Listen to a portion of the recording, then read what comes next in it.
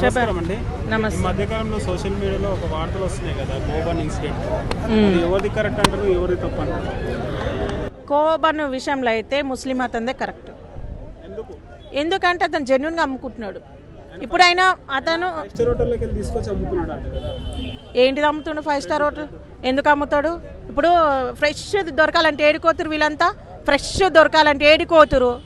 ఇప్పుడు బ్రెడ్ ప్యాకెట్లు కొంటురా, బేకరీకి పోతురు. ఎందుకు పోతురు? ఆడికి ఫ్రెష్ దొరుకుతుంది అని. ఫైవ్ స్టార్ హోటల్ అయితే బ్రెడ్ అయితే 1000 రూపాయలు, ఆడైతే 50 రూపాయలు.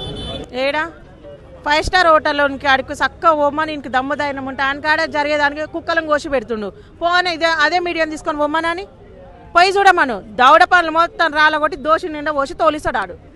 కుక్కలను కోసి బిర్యానీ పెట్టలేదా మీ అందరికి తెలియదు? అది పొమ్మను. దవడ పనులు మొత్తం రాలగొట్టి అని పెళ్ళాన్ని కూడా పనికి రాకుండా చేసి తోలిస్తాడు. హైటెక్ సిటీలో పెద్ద పెద్ద 5 స్టార్ హోటళ్ళల్లో జరగలేదా? 5 స్టార్ హోటళ్ళల్లో 3 సంవత్సరాల కింద ఎంతగానం పెట్టలేదు. మరి మన కాడికి ఎందుకు పోలేదు? ఇప్పుడు కూడా ఎంతగానం జరుగుతుంది కదా, ఇప్పుడు కూడా పోవాలి. కోవబన్ను విషయంలో ఏం తప్పు చేసిండు? 10 రూపాయలు వ్యాపారం చేసుకుంటాను కాడికి పోయి నువ్వు మత కళ్ళలో పెడుతున్నావు అంటవా? ఏం చేసిండు? నమాజ్ చేసిండు. ఆడికి పోయి నమాజ్ అయితే చేయలే కదా, అమ్ముకుంటుండు. అమ్ముకునే స్వేచ్ఛ కూడా లేదా? ముస్లింలు ముస్లింలు ముస్లింలు అంటున్నారు. ఏం చేస్తున్నారు ముస్లింలు? ఏమి ఇబ్బంది పెడుతున్నారు? ఎంతమందికి ఇబ్బంది పెట్టిరు? పెట్టినోని కాడికి పోయి అడుగు. అందరు కలిసి ఒకరికి అయితే ఉట్టలే కదా, అందరు ఒకటే లాగైతే లేరు కదా. ఎందుకు మీరు నిజంగా మత కళ్ళలో పెట్టేది మీరు? ఇప్పుడు నిజంగా సనాతన ధర్మాన్ని కాపాడేటోళ్ళు వాళ్ళు ఎందుకు పోయి సాయం చేసిరు? ఈరోజు సనాతన ధర్మాన్ని కాపాడేటోడు అట్లా సైలెంట్గా ఉండి చేశాడు. మీలా సన్నాసులాగా రోడ్లెక్కి వీధిలోకి నోటికి ఎంతో సంత అయితే అవ్వడు మాట్లాడాడు. నమాజ్ చేసిండా, లేకపోతే నన్ను మతం మారమని చెప్పిండా, పాంప్లెట్లు పంచిండా, ఏం చేసిండు? దేనికి మత కళ్ళలో అని పెట్టినావు నువ్వు? అసలు బన్నులు అనేది కన్నా మోకాళ్ళు ఉందేమో మరి నాకైతే తెలియదు. బన్నులు అనేది మెత్తనే ఉంటాయి, రాళ్ళ లెక్క ఇటుక లెక్క గట్టిగా ఉంటాయా? రాళ్ళ లెక్క అవుతుండవు కదా. మరి ఇదే మాట బేకరీ కాడికి మార్వాడోడు తయారు చేస్తుండు. మరి వాని కాడికో ఇవేంది ఇట్లున్నాయి, దీని మీద ఎక్స్పైర్ డేట్ ఏదని ఎందుకు అడగడు? ఇప్పుడు అన్ని బండ్లు అమ్ముతున్నాడు. అంతమందిలా ఫంగస్ వచ్చిందంట ఆయనకు. ఆయన పంగలకి ఏ నుంచి వచ్చింది ఫంగస్ వైరస్? మళ్ళా వాటి దాంట్లోకి వస్తుంది. దానికి ఏ నుంచి వచ్చింది? తిని చూపించిండు కదా. ఆయన పని ఆయన చేసుకుంటుండు. హిందూ అయినా ముస్లిం అయినా ఏదైనా సరే, అమ్మవారి కాడికి పోతే నాకు 4 రూపాయలు వస్తాయి, నా పిల్లల్ని పోషించుకోవాలని ఉద్దేశంతో పోతే నీకెక్కడ ఏం దొరకక, నీకు తిన్నది అరగక, ఆడ కళ్ళు తాగినవో మరేం తాగినవో అది అరగక, గొర్రె తుంకలు తిని అరగక అది ఒకటి దొరికించుకుంటావు నువ్వు. దేనికి మత కల్లోలం అయింది? ఏ విషయంలో అయింది? నీ మీద పాడైపోను, ఏడికి పోని అదే నీది. ఆడికి తింటోళ్ళ కాడికి అదే పోతావు, ఎవరి కాడికి పోయినా అదే బాగోతామా నీది? నువ్వు కదా అసలైన నువ్వు. దీని గురించి నాన్ వేషన్ గారు మాట్లాడుతూ అందరూ మీడియా వాళ్ళతో అలా మాట్లాడుతున్నారు. దీనిపై మీ కామెంట్స్ ఏంటి? నాన్ వేషన్ కానీ చెప్పు తీసుకొని 7 కాడికి తోమి ఇచ్చి పెట్టాలి. యూట్యూబర్లు అందరినీ వాడు తిడుతుండు. వాడు మనిషేనా ఇంతకీ? వాడు ఏ నుంచి ఫేమస్ అయ్యిండు? ఏ నుంచి అయ్యిండు? ఈ దేశంలో పుట్టి ఈడ పెరిగి పోయి ఏంది చేనోళ్ళు మంచోళ్ళు అంట. వాళ్ళది పట్టుకుంటుండేమో రోజు పోయి, అందుకే దానికి మంచోళ్ళు అయ్యారు. చిగ్గుశరం ఉందా బాడకాకేమన్నా? ఇక్కడ దేవతలను అవమానిస్తాడు, ద్రౌపదేవిని అవమానించిండు, సీతాదేవిని అవమానించిండు. మరి అప్పుడు ఏమైపోయింది ఈ మీడియా ఛానల్ వాడు? ఎందుకు ఆయన స్పందించలేదు? ఎందుకు ఈ చౌదరి గారు కూడా ఇంతగానో మాట్లాడతారు? బ్రెడ్ కోసి అలా ఉమ్మి ఇచ్చి తిను అనిస్తుంది. అదేనా మీరు సనాతన ధర్మాన్ని కాపాడేది? ఇదా మీ పద్ధతి? ఓడన్నా మెచ్చుతుందా మీ మాట? అమ్మ చౌదరి గారు మీరంటే నాకు చాలా రెస్పెక్ట్. అసలు మీరు చేసింది అయితే నాకు అసలు నచ్చలేదు. ఏడంగా నువ్వు సనాతన ధర్మాన్ని కాపాడుతున్నట్టు? ఆడ ఏం తప్పు జరిగితే ప్రశ్నించు. అందరు యాక్సెప్ట్ చేస్తారు, అందరు వస్తారు. అసలు అంటే తప్పే జరగలేదు. ఆయన వ్యాపారం ఆయన చేసుకుంటుండే కదా. ఇప్పుడు మీకు చెప్తున్న చౌదరి గారు, తిరుపతివో విజయవాడవో ఏడికైనా ఓ, శ్రీశైలంవో ఏడికైనా ఓ, అక్కడ మన వాళ్ళు ఇప్పుడు వీళ్ళు ముస్లింలు అమ్ముతారు అంటారు. జానపాడువో జాంగిరిపీర్లవో మనోళ్ళు అమ్ముతలేరా? పూలు అమ్ముతలేరా? ఎంతమంది అమ్ముతలేరు అక్కడ? మరి వాళ్ళని కూడా తీసుకురా. మన గుళ్ళు ఉన్నాయి కదా, మీరు ఎందుకు ఇక్కడ అమ్ముతారు అని అడుగు. అట్లా అడగనిక రాదు. తుర్కోల కాడికి పోతుండ్రు, అలాలు చేస్తేనే తింటురు. మరి ఎందుకు తింటారు అని దాంట్లో గురించి మాట్లాడు. జానపాడు మన వాళ్ళు ఎందుకు పోతురు, ఏం అవసరానికి పోతురు, దాంట్లో గురించి మాట్లాడు. నువ్వు మనం హిందువులం ఎందుకు పోతున్నావు అని మాట్లాడు. నిన్న మన శ్రీశైలంలో ఒక దర్గా ఉంది అని చెప్పేసి దాన్ని ఎట్లయినా కూలగొట్టాలి, అదొక శవం అంటారు. ఆ శవాన్ని హిందువులు ఎందుకు మొక్కుతురు? మరి ఏమన్నా మీరు కదా నిజంగా మత కల్లోలం పెట్టేది?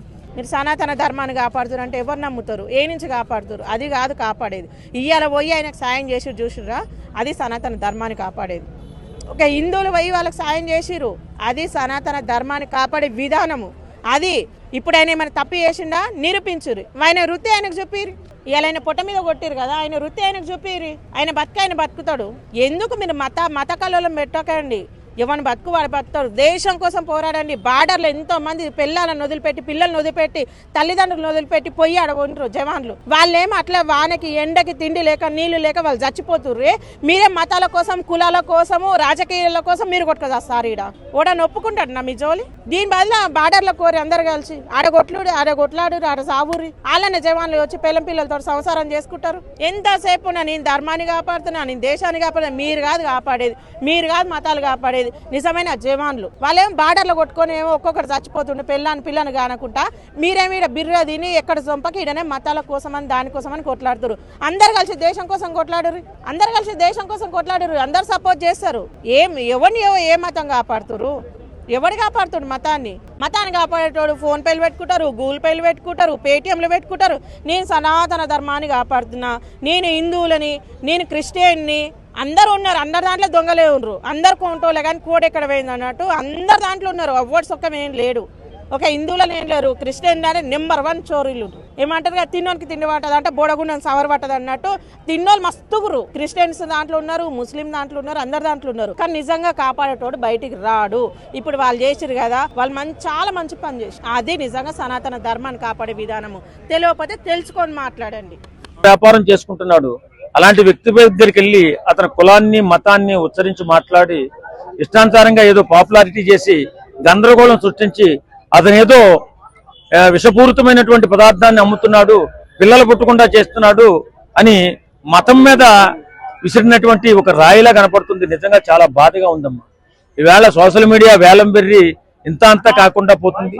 నిజంగా ఇది సంస్కారం కాదు, మన దేశ అభివృద్ధికి గొడ్డలు పెట్టి లాంటిది. ఎందుకంటే మతాల మధ్య చిచ్చు వచ్చిందంటే మనలో మనం విషం చిమ్ముకుని ఇష్టానుసారంగా నాశనం అయిపోవడం తప్ప దీనివల్ల ఉపయోగం లేదు. ఒకవేళ నీకు అనుమానం ఉంది, దర్యాప్తు సంస్థలు ఎన్నో ఉన్నాయి, లేదా ఒక బన్ను కొనుక్కుని 10 రూపాయలు పెట్టి ఆ ఫుడ్ ఇన్స్పెక్టర్కు ఎవరికో ఇచ్చి చెక్ చేయించుకున్నా నీ అనుమానం తీరుతుంది కదా. అలాంటి దానికి ఇంత గందరగోళం సృష్టించి ఈవేళ వారి జీవితాన్ని సర్వనాశనం చేసావు. వారి జీవితాన్ని నిలబెట్టే బాధ్యత నువ్వు తీసుకుంటావా? చాలా అండ్ అక్కడ ఆ పర్సన్ అడిగారు, అంటే 20 రూపాయలు 10 రూపాయలకి ఎలా అమ్మగలుగుతున్నావు, అదంతా చాలా ఎక్కువ కదా ఐటమ్స్ అనేది. ఎలా అంటే అతను చెప్పాడు నేను రవ్వ కలుపుతున్నాను అని చెప్పి. రవ్వ అనేది మన హెల్తీయే, కొంచెం కలుపుతా నిజమే ఒప్పుకున్నాడు. అయినా కూడా ఎందుకు ఈ మీడియా వాళ్ళు ఇలా చేస్తున్నారు? కావాలని పాపులారిటీ కోసం ఒక కుటుంబాన్ని నాశనం చేసినటువంటి ఒక సంఘటనలా కనపడుతుంది. కాబట్టి ఇవాళ లోకేష్ గారు కానీ నాగబాబు గారు కానీ స్పందించారు. అలాంటి పనులు చేయకండిరా, మతాల మధ్య విద్వేషాలు రెచ్చగొట్టకండి. మన దేశ ప్రగతి ఆగిపోతుంది. వేళ మన సెక్యులర్ దేశం, మనం అన్ని మతాలు కలిసి ఉండాలి, అందరూ బాగుండాలి, అందరూ కలిసి పనిచేసుకోవాలి, అందరూ దేశాన్ని అభివృద్ధి చేసుకోవాలి. ఇది ఎప్పటికైనా ఇలానే ఉంటుంది. కాబట్టి మీకు ఏదైనా అనుమానం ఉంటే ఒక సామాజిక వర్గం కొన్ని విషయాల్లో తప్పులు చేసి ఉండొచ్చు, అది వేరే దేశం వాళ్ళు, మన దేశం వాళ్ళు కాదు కదా.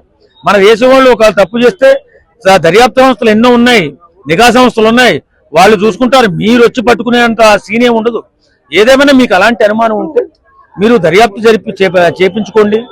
ఆ దర్యాప్తు సంస్థలకి ఆ విషయాన్ని చేరవేయండి. ఇక్కడ ఏదో మాకు అనుమానం ఉందని, అంతే తప్ప ఇలాగా కుటుంబాలను నాశనం చేసి వారి జీవితాలను నాశనం చేసి మనలో మనం మనస్పర్ధలు పెంచుకుని విషయాన్ని చిమ్ముకుని మన జీవితాలు మనం నాశనం చేసుకోవద్దని కోరుకుంటున్నాను. సో అయితే ఫైనల్ గా ఇప్పుడు ఆ పర్సన్ ఇప్పుడే ఇదే కాదు, ఇంతకు ముందు కూడా ఒక అడుగు తినే ఆమె దగ్గరికి వెళ్ళేసి ఈయన మీకే పుట్టాడని చెప్పి క్వశ్చన్ అడిగారు. సో ఇవన్నీ ఎంత కరెక్ట్? అంటే మీడియా వాళ్ళు ఏదో వాళ్ళ ఛానల్ చెప్పుకోవడానికి ఏమైనా చేస్తారా?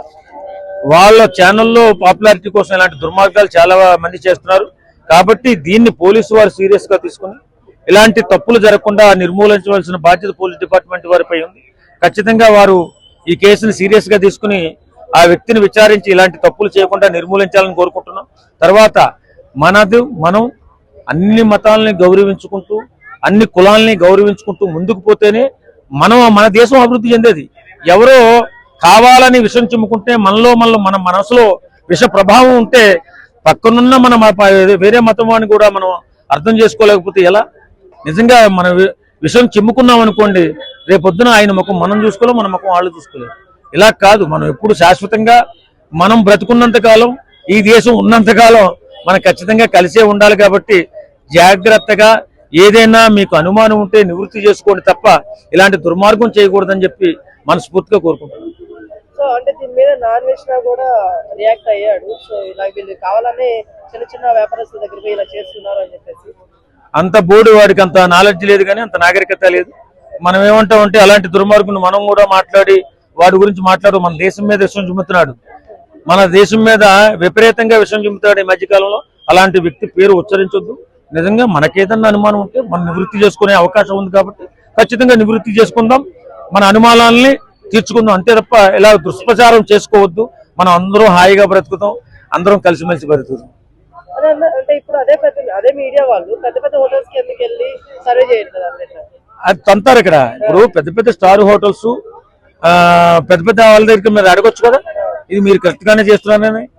ఏదో చిన్న చిన్న వాళ్ళ మీద పడి ఈ సోషల్ మీడియా పాపులారిటీ కోసం చాలా మంది ఇలా చేస్తున్నారు. అది చేయొద్దండి. ఎందుకంటే మానవ సంబంధాలు దెబ్బతినే అవకాశం ఉంది. మానవ సంబంధాలు దెబ్బతింటే మన దేశం అభివృద్ధి చెందదు. అది ఆలోచించాలి ఫస్ట్. అలాంటి లేకుండా నీ ఇష్టం వచ్చినట్టు నీకేదో ఒక ఆలోచన వచ్చిందని చెప్పి అందరి మీద తోసుకుంటూ పోతే రేపొద్దున మనం అంతా ఇబ్బంది పడి దేశం ఇబ్బందులు పడే అవకాశం ఉంది. కాబట్టి ఇలాంటి యదో పనులు ఎవరో చేయకూడదని కోరుకుంటున్నాం. ఆయన ఇప్పుడు ప్రజెంట్ కోవా బన్ అనేది ట్రెండింగ్ నడుస్తుంది కదా, సో దాని గురించి మీరేం చెప్తారు? ఒక ముస్లిం సోదరుడు అక్కడికి వచ్చి అమ్మాడు అని చెప్పేసి అతడి మీద విభేదాలు లేపాలని చూశారు. ఆ బన్ ఏదో దేది అది ఇదని మన సోషల్ మీడియా రిపోర్టర్ గారు ఎవరో ఒక వీడియో అనేది విడుదల చేశారు. అయ్యా రిపోర్టర్ గారిని నేను ముందు కోరుకుంటున్నాను, నువ్వు అదే స్పందన ఏ గవర్నమెంట్ నడిపిందో, ఏది మన జాతర ఏ గవర్నమెంట్ నడిపిందో ఆ గవర్నమెంట్ని ప్రశ్నించయ్యా. ఖాళీలు ఉంటాయి చూసావా, ఆ ఖాళీలు పూర్తి చేయమను, అధికారులు వచ్చి స్పందిస్తారు అనేది నేను కోరుకుంటున్నాను. ముందు నువ్వు బాగా స్పందించాలి ఏది గవర్నమెంట్ మీద. ఇలాంటి పాపం చిన్న చిన్న వాళ్ళ మీద స్పందించి ఎన్నో హోటల్లో రెస్టారెంట్లో జరుగుతుంటాయి కదా కల్తీలు, అంటే ఒక నిరుపేద మీద ఆ విధంగా చేయడం అనేది ఎంతవరకు కరెక్ట్? ఆయన భయపెడదాం అనుకున్నారు, ఏదో చేద్దాం అనుకున్నారు, కింద మెసేజ్ అయ్యే వస్తున్నాయి. నువ్వు ఆయన ఏదో భయపెడదాం అనుకున్నారు అబ్బాయి, ఆయన నుంచి ఏదో గుంజుదామని చూసినావు అబ్బాయి అని. ఎవడికి పేరు వచ్చింది? నీకే వచ్చింది అనుకుంటున్నావు నువ్వు? ఎంత చెడ్డ పేరు అది. తోటి రిపోర్టర్ కూడా నిన్ను చీ అంటాడు కదా అబ్బాయి.